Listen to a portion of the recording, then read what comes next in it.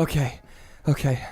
I think they're not sandworms. Derek, what are they called in Tremors, man? Graboids. Yeah, they are. Yeah, Mr. Miyagi, he named them. I think Footloose. Right before he died. I thought Mr. Spoiler Miyagi was. alerts. Okay, anyway, all I'm saying is Footloose. I'm glad they're gone for now. So just walk really carefully, okay? Let's all just be really careful. Why? Oh, because you're Kevin Bacon. Thank I was you. like, I don't understand why you're singing Footloose. Okay, now that we've dealt with that, welcome back to Unmasked on Air. I feel the need to say this just really quickly because I can already hear the outcries of offended people, and I don't want it to come off that way. So here's what I'm going to say. We are what we are, right? And we are four very ecstatic white guys.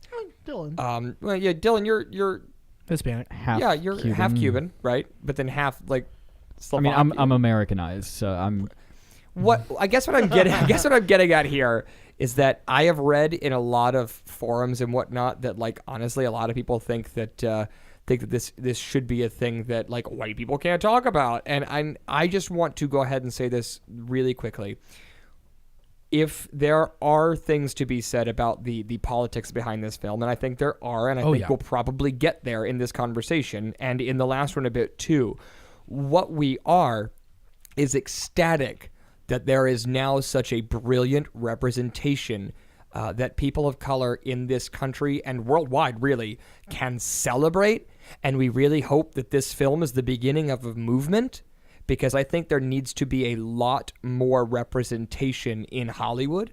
I have always agreed that that is a major misstep, that there is always, and when you do get predominantly produced films by persons of color, the problem tends to be that they are kind of a stereotypical film. We're ecstatic at this opportunity, at this film shining such a great light on, I mean, everything from culture to opportunities. I think that this thing is brilliant, and we all here at Unmasked on Air can at least agree on that. We think that this film does a lot culturally and politically. So, if at any point we misspeak, please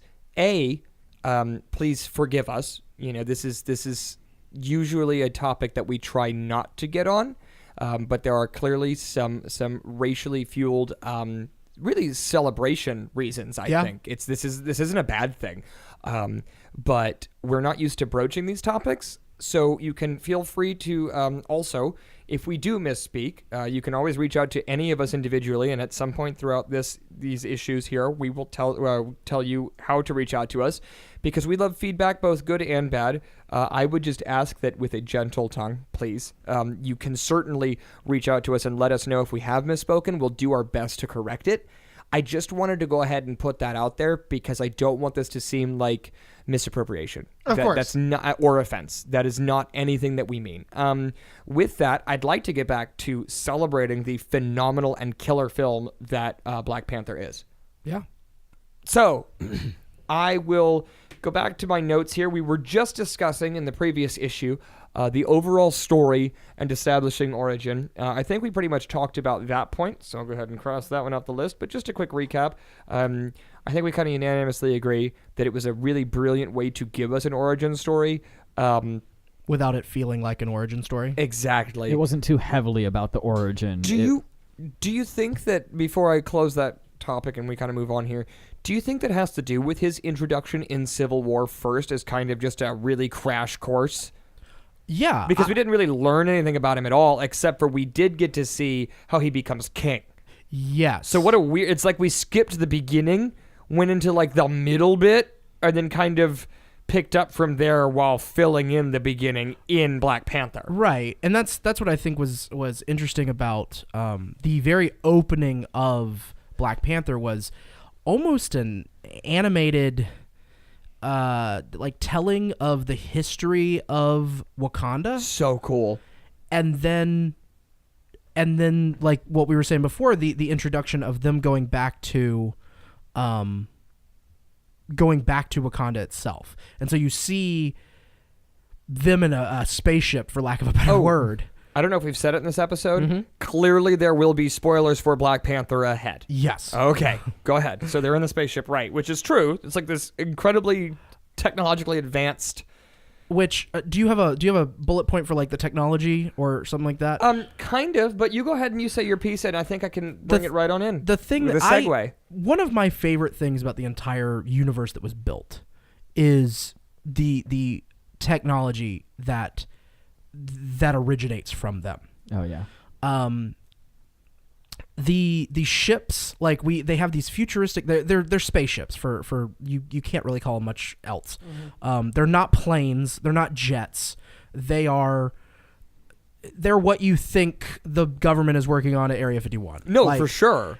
And the thing that I found most interesting about them particularly is that you had a couple of them that were that looked like they were based on like animals. Like you have one that looks very dragonfly-ish. Yeah. And it kind of like when it lands, the head portion will like dock, and then the back fin, like the body of the dragonfly and the wings will like fold down below it, like to give it stability. Those were like the little fighter ones too. Like they had towards the end of the film, they had like, sorry to make a pun here, but they were like sting attack, like little attack kind of deals. But the thing that I found most interesting about them is that the other ones, like the main one that they fly in at the beginning, and then the one that you see at the very end of the movie whenever they hit the button and the cloaking turns off. Oh yeah, for sure. And it just appears.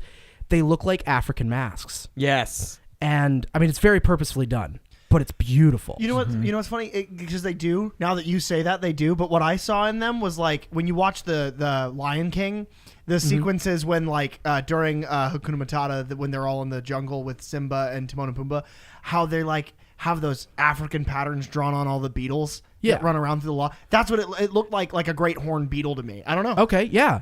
I think a lot of it had to do with that, of just animals and creatures that are well known. Like if you think of any time that Africa as a continent is like shown in film, it's like non-industrialized industry. Like it doesn't have the steam smokestack, gross industrial train look. It's industry that was inspired by nature because of these people's just background. And it's the perfect blending of that whole culture, which is the historical, cultural, African nature of everything, and then being put in the most like futuristic, modern-esque technology that we've never even seen It was before. like tribal cyberpunk. Yes. Which was like the coolest blending to me. The word that they always use to describe it is actually came from a place of negativity, but the term that the director Ryan Coogler kept using was Afrofuturism. No, it's awesome. Which is a great way to describe it. Yeah. So that kind of brings me, instead of technology, I think I'm going to take this conversation into the costuming route really quickly. So not only just the Marvel Cinematic Universe significance, but also the cultural significance. So we've been on the cultural topic. We'll just stick there for now. I think, to me, one of the coolest things that I read was an article, and I'm sure you can find it, and if we can find it, maybe we'll link it down below. I'd like to, on the things that we can link. There is an article that is written that breaks down the 5 tribes from Wakanda, and what it does is it breaks down for you the 5 actual African tribes that each tribe from Wakanda was based on as far as their costuming. Like so the lip plates? The lip plates were pulled from one tribe. His mother, the queen, her headdresses were all pulled from a different tribe. I think it's Kenyan. Her headdress, I believe. I don't want to I'm not familiar enough to take stabs, and I read the article twice. It's really riveting. But what it does is it breaks down. They picked from 5 totally different areas of Africa. They picked 5 completely separate tribes, and they based all of the wardrobe and the weapons that they use are all based on these true African tribes. And I think that it is amazing that not only was there this heart and soul and research put into this, but they stuck with it throughout the film, down to even the weapons. And then in true Marvel fashion, they went, this is cool. How do we make this Marvel Cinematic Universe? You look at his traditional outfit, and it's like black spandex with a cape and like the fangs on a necklace. It's not that huge flared collar. Right. It's not this brilliant. It's kind of like the same way that when you look at, Iron Man traditionally in comics until, honestly, the early 2000s when they started shifting the comics to look more like the movies, he was very rounded. He had very, initially his biceps flexed, even though it's iron. Right. And then as we moved on, it became more and more airplane shaped. But then with Iron Man, they nailed it. They're like, no, this thing needs to look like an aircraft. Captain America, he has to have a helmet with a chin strap. It needs to make sense. The star being emblazoned on the chest, but like we're not going to give him scales. We're going to give him that really cool like textured look. I feel like they did that. Yeah, go ahead. A good example of that is Homecoming. Yeah. He can't wear a spandex suit under his clothes because that's stupid. Yes. People will see that. So they make it make sense in the universe where he puts it on and hits the center button and it like Right. vacuums, it vacuforms to him. And the Right. technology that they brought to Black Panther's costume specifically, because all of the costuming is incredible in this film. Yeah. The armor that is also like couture, like it's chic. Yeah. It looks like a fashion show. That's the whole very film. true, yeah. But then it's also functioning armor. But specifically T'Challa's armor, I love the fact that it's just a necklace, low key. And at first I thought it was just a call out to the old school Black Panther with the real fangs, but then of course we find out that Killmonger takes that one at the end.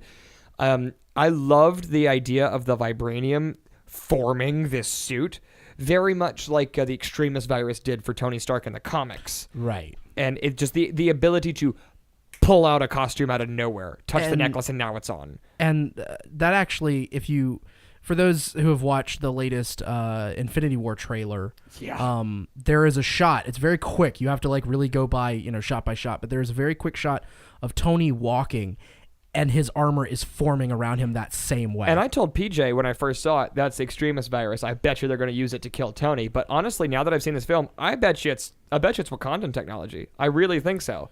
The way that it just literally formed the same way. I'd be surprised if it was not them incorporating the two, because those two need to get along. Right. Like, we're super rich, we're super knowledgeable, look at all this technology, help me help you, help me help the world, right? Like, Yeah. I really think that would work for them. So there is that certain level of MCU kind of, to me, his suit looks quintessentially Avengers. yes. In that almost indescribable way of like it's like this weird non-existent in the real world fabric even. And like also I loved the technology they added, like the kinetic energy storing that blasts back. What a How like they took inspiration from Black Panther's story. Later on in his career, he starts to dabble in mystic stuff, and his suit is covered in runes that activate certain spells and whatnot. And as the kinetic energy builds in his suit, that purple light forms these runes, and it's just the creative directors and the costume designers just, knocked it out of the park. They also did some really interesting things with the villains to kind of update them.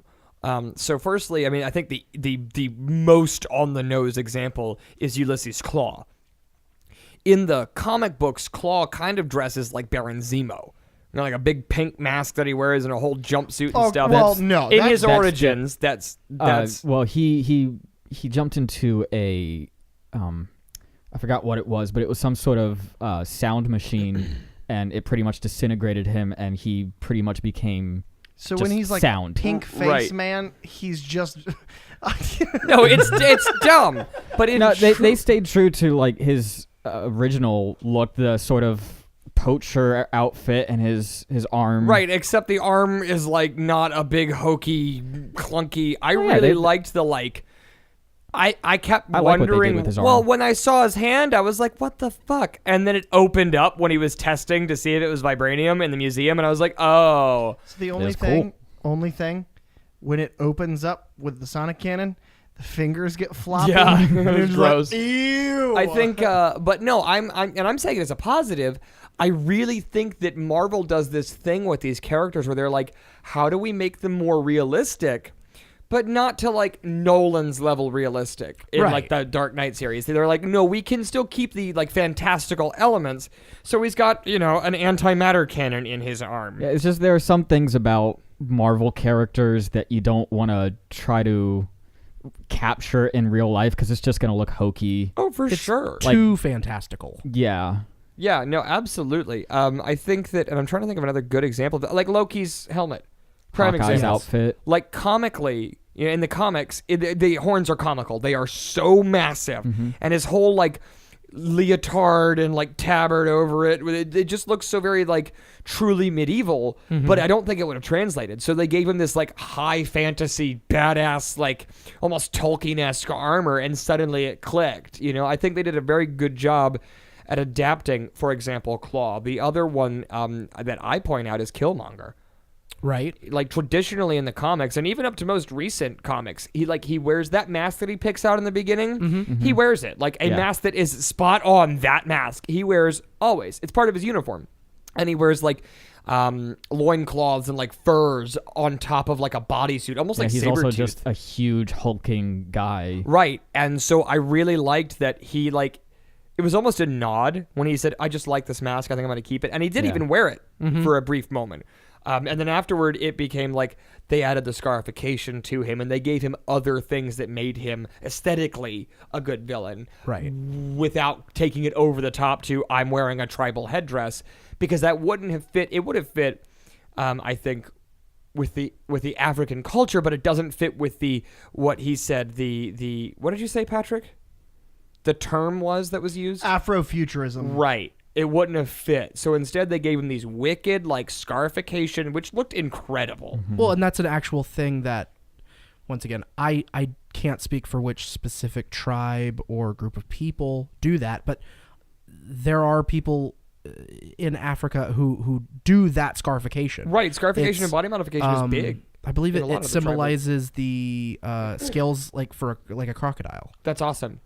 That's super cool. No, so I think they did a really good job on kind of updating those characters. The other thing that I think that they did that really worked for creating their own spin for like the Marvel Cinematic Universe, technically there was only one Black Panther in the comic books. So like when Killmonger became Black Panther, Black Panther had to lose his like the mystical sort of superpowers. There could only literally be one. Okay. They kind of changed it and made it it's I don't want to say they broke their rule because they're adapting it for the cinematic universe, and it really worked out well. To have them kind of both have the power of the Black Panther, but like in the comics traditionally, that is a one person can have that ever. Right. That's it. You either have it or you're not Black Panther. There cannot ever be two. Well, the thing is that you have to be of the royal bloodline to eat the fruit. Right. But I'm pretty sure like two people could theoretically eat it and exist. What I had read was that it had never been done. Now, I may have been misinformed, but I read that there was never such a thing as two Black Panthers. The catch was that if you eat it, you have to be of the royal bloodline. Otherwise, it's poisonous to you. Right. So there was a time. Well, technically, he is. Well, there was a time where Shuri. In the movie, anyways. Yeah. There was a time where Shuri, who is his sister, T'Challa's sister, and T'Challa were both Black Panthers. But again, that's when T'Challa was like kind of palling around with Doctor Doom and Doctor Strange and really learning mystic arts. So I don't know 100% off the top of my head if he was Black Panther by just title and he didn't have the powers of that fruit, or if he was powered in the mystic arts as well as the fruit. But I know there have been two at one point. There was I can't remember his name, but a New York cop took on the mantle of Black Panther, but I don't think he ate the fruit. I think he just he had guns and just like ran around. His costume was badass though. Yeah. So there's also some MCU like storyline shifts that happened that I thought were really interesting. So the character Killmonger, for example. Technically Eric Killmonger, but before that was Njadaka, and his father was pressed into working for Claw. Okay. In his origin. So he originated in Jungle Action #6 in 1973. So his father was pressed into service by Claw. Claw fled the country. So his family was exiled by T'Challa because working for Claw. So he ends up in Harlem, where he developed a hatred for both Claw, but also the Wakandan king. So he changes his name to Eric Killmonger, and he dedicates his life to avenging his father's death, believing that the weakness on T'Chaka's part was a key factor causing his parents to be pressed into slavery and killed. Okay. So they blamed it to T'Chaka was just because his father was pressed into service. T'Challa was the one that initially sent him out. So this whole I didn't know thing totally added for the film, which I Right. like better, if I'm going to be honest. Well, okay, but let's take a similar look at, say, the big twist in Captain America: Civil War. right. I mean, in the comics, is the Winter Soldier the one who No.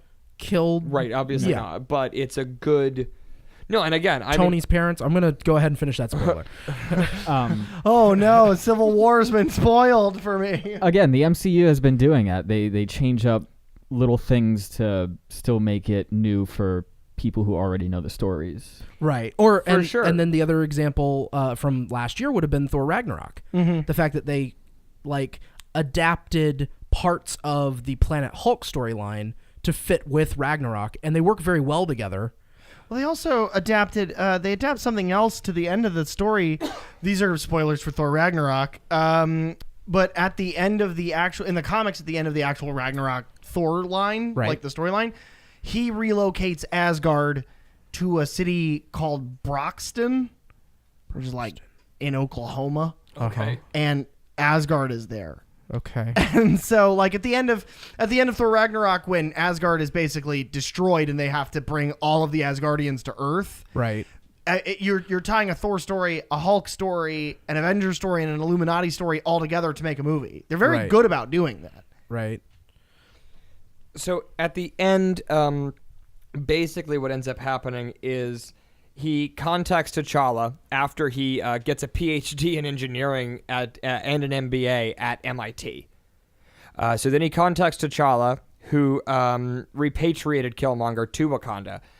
He feigns trying to make up with the king, and Killmonger settles in a village that would later change its name to Anjadika Village to honor him. And then he sort of builds up his own little like tribe and tries to overthrow T'Challa's government kind of quietly.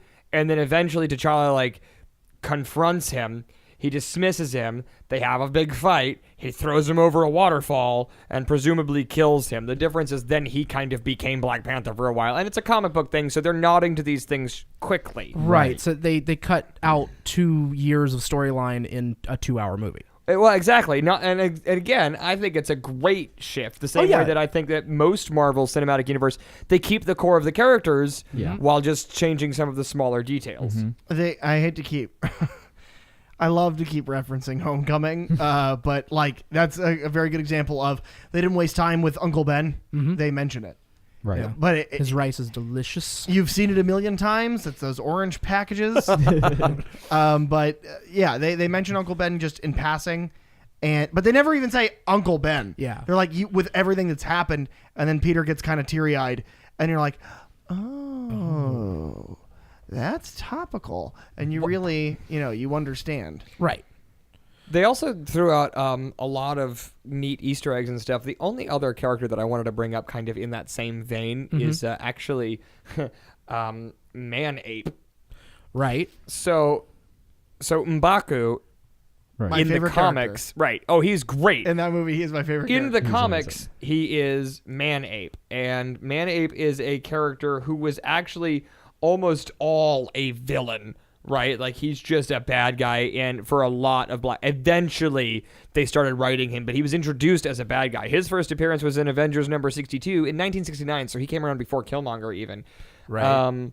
And I remember when like news was breaking of like people who had been cast and their character names, and so it was that thing of like, wow, Killmonger and Man-Ape are going to be in this. Like, how many villains are we stacking against him? Interesting tidbit. The actor who plays M'Baku is already contracted for Infinity War. Sweet. Which might just be, a cameo or like a little bit. But if you noticed, and I had to point it out to PJ, we saw it. When he saw it again, he picked up on it.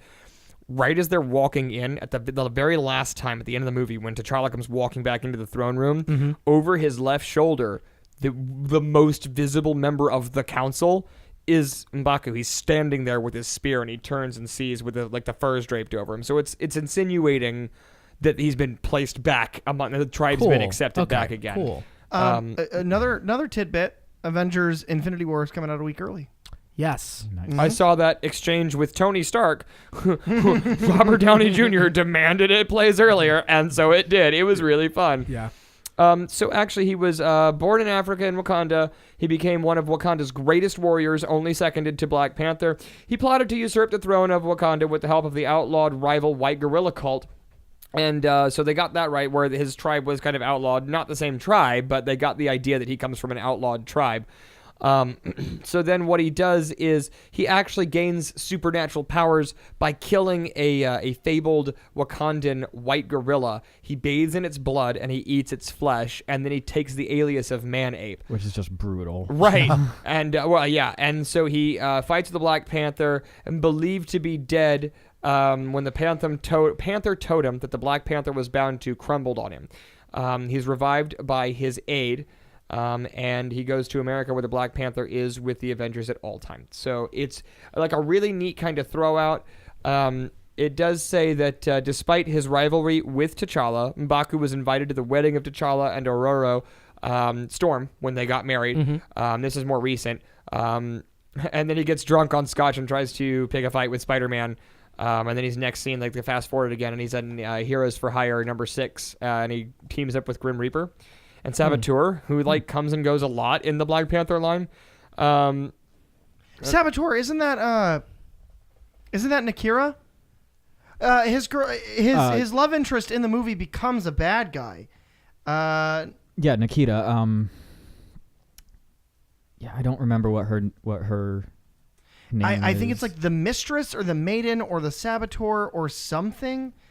I don't know that it's the Saboteur. I do have one other little tidbit while you're looking that up, Peach, that I thought I would just throw out here because it's kind of an eyebrow raiser here. So one of Killmonger's biggest things, and I don't know that they'll ever put it in the film, but it is interesting to note that they do have a backdoor out of here. One of Killmonger's biggest things is the altar of resurrection. His followers bring him back like a handful of times. They've done this now, kind of like a la Ra's al Ghul style. Right. They just bring him back. They put his body on this throne and bring him back to life. He's been murdered and brought back with his own mystical being 5 or 6 times in comics. I mean, it's a very comic book thing to do. It's a very easy way for them to get around the whole we can kill him. Ooh, mystical then, African magic. In a maybe a full year goes by, and then we'll bring him back. Right. It's malice. I don't think they'll bring him back, but I was almost of all the that's the only thing that I think these Marvel movies do that make me so upset is they kill off their villains. Like Ultron. I'm like, don't kill Ultron. Even if you're never going to use him again, don't kill him. Make references to him or whatever. It was poetic the way that he died in this film, especially the line about bury me in the ocean. Bury me in the ocean with the rest of my ancestors who jumped ship because they knew that dying in bondage. I'll look. Dying was better than bondage. Yeah.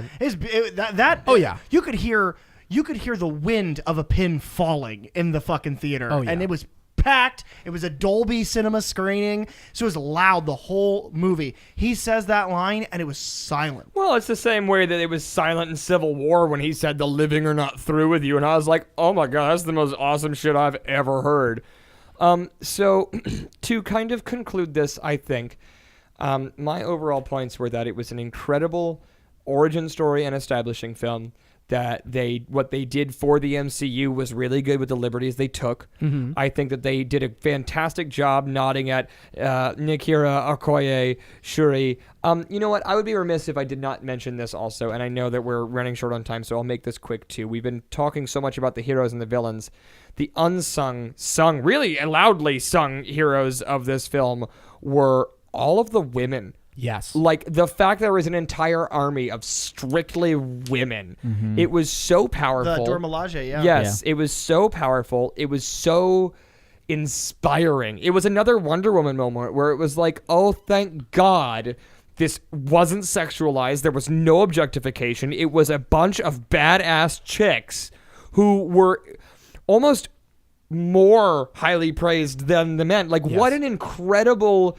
and poignant point, whether it was political or whether it was simply because the comics do this too, it made such an impact that every woman in that film, named or otherwise, was a strong, flushed out character.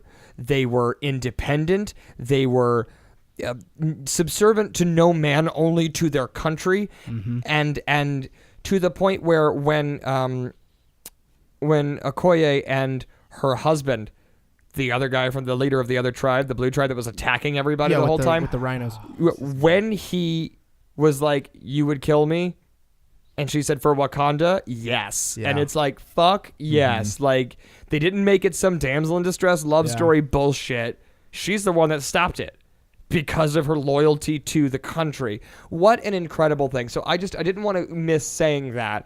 I think all the characters and their portrayals and the aesthetics are powerful. They are impressive. They were correctly done. The same reviews I had about Wonder Woman. You did it right.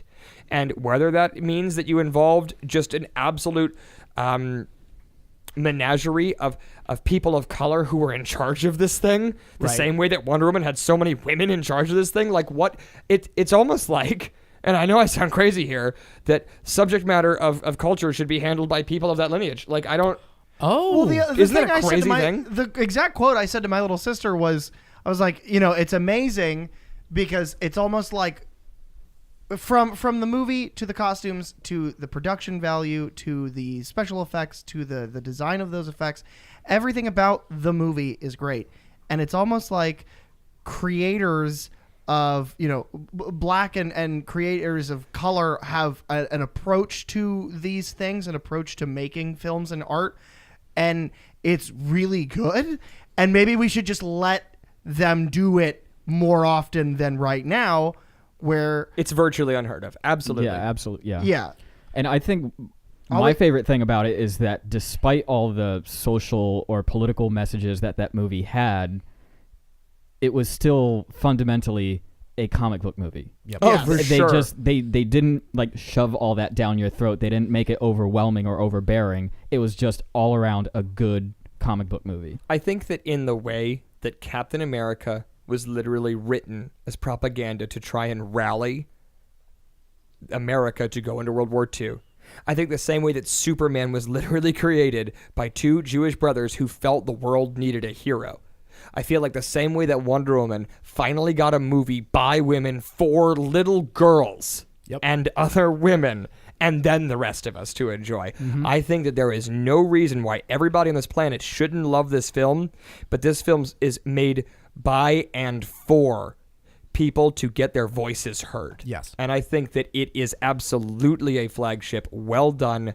I'm blown away by this film, and it easily is one of my top favorite Marvel films. Oh yeah, For I all think of it's in those everybody. reasons. I think it's in I- everybody here's top I would five. put I it in mean, it's top my 5. number one. Yeah.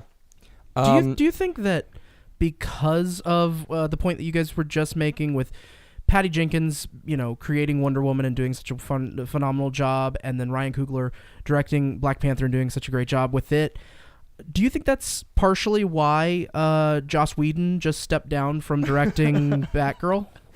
Probably. You know what? Honestly, if it's not why, I think that the most positive way that I can look at that is that even if that's not why he did, maybe Hollywood will pay the fuck attention now and put a woman in charge of Batgirl. Yeah. And I'm not saying that just because she is a female gender, we need to have a female director. I just think there's not a lot of opportunity for persons of color and for females, and especially when you put them together, there's not a lot of opportunity in Hollywood for those people to work, and that's bullshit. That's like black directors. Right. I mean, look at 2 movies by black directors in the last 3 years. Get Out, which I mean, It's up for Best Picture at the Academy Awards. it's but probably I have the my most opinions on that. It's probably the most popular horror movie that's come out in the last. I mean, not like 80s psychological like Jason or Freddy or No. whatever. It's a horror thriller, and it does things that not many of them do. But that's a black director, and it's won a million accolades. Great. And then Black Panther, No. black director, black cast, and it's above and beyond. I mean, Here- Moonlight last Yes. year won Best Picture. So Here's La La what, Land did not. what it I'll didn't. end it on is that if Hollywood and the executives, and let's be honest, Hollywood is controlled. If the people that control this industry cannot open their fucking eyes after $700 million in under 2 weeks, if you can't see that this is what America deserves, wants, respects, and loves at this point, we're fucked. However, no, truly, if they can't see it, the film industry will stay in this fucking rut forever. I don't want any more mindless action movies. This is what I want to go see. We also need less people that are going to jerk off into a potted plant. So, yes. That's true. Yes, Yeah. I will end it by saying to all of the people that created this film, thank you for opening gateways for creators and for children to be inspired by, and for the rest of us to still be able to go to the theaters and see a mind-blowingly good movie. And I will say to these listeners, if you haven't seen it and you still sat through this anyway, go see this film. It's incredible. Holy shit. Did you feel that under your feet again? Yeah, I was going to say, please get your feet back up on the couch, because, I mean, any sort of anything. It's too late. You don't feel that? Seriously. Look at the glass of water. Oh, God. Okay, we need to move. Everybody grab the Somebody stuff. get me a saddle or a gun. Okay, we need to move upstairs. We got to move upstairs right now. Okay, everybody Okay. move. Help the man. Stop singing! I can't breathe! Help me!